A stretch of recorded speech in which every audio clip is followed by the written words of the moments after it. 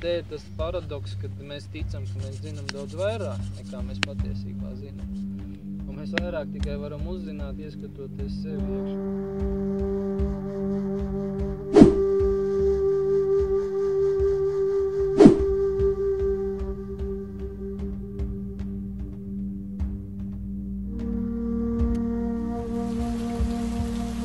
Jā, vēlreiz runājot par tiem pirmelementiem, ja, tātad zeme.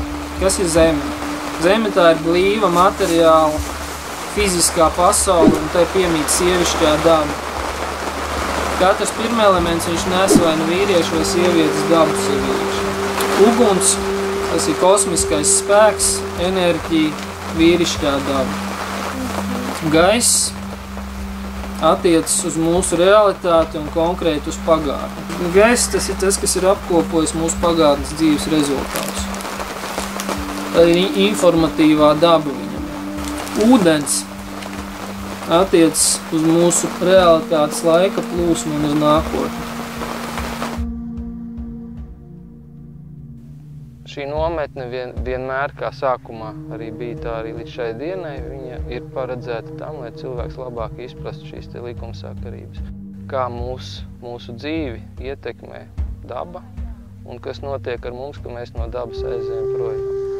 Kas notiek ar mūsu sociālo dzīvi, ģimenes attiecībām, ar mūsu panākumiem dzīvē un daudzām citām dzīves jomām un sfērām.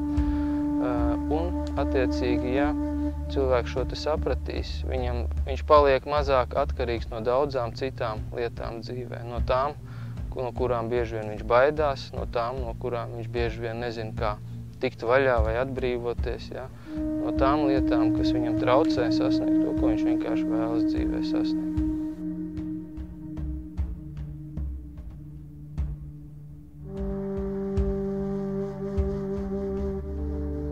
Būs mums pēc tam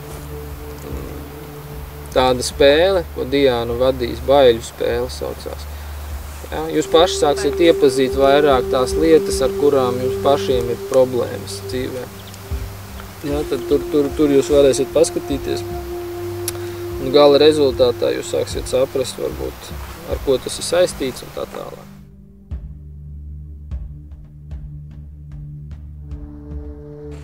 Un kopā to var saukt par cilvēka dabu. Līdz ar to šie elementi nosaka konkrētā cilvēka dabu.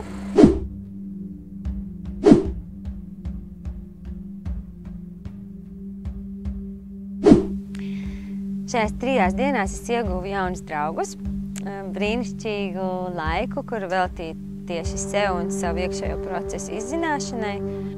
Skaidrību par to, ko man darīt tālāk, ka tas, ko es daru, ir pareizais ceļš.